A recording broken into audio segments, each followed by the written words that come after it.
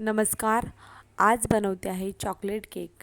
Chocolate केकसाठी sponge bake करून घेतला व त्या स्पंजला थंड करून त्याच्या 3 लेयर करून घेतल्या.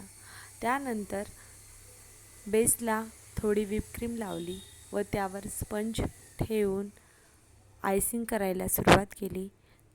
आधी मी शुगर सिरपने सोप करून त्यावर व्हिप टाकून घेतले. व्हिप सर्वत्र स्प्रेड करून घेतली. त्यानंतर चॉकलेट फ्लेवरचा केक असल्यामुळे त्यावर थोडं चॉकलेट सिरप टाकून मी स्प्रेड करून घेतलं.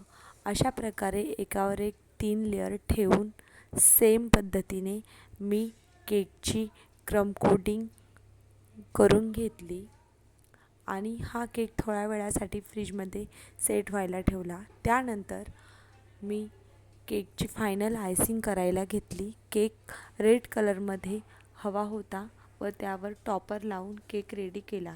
केक कसा वाटला नक्की सांगा. बाय.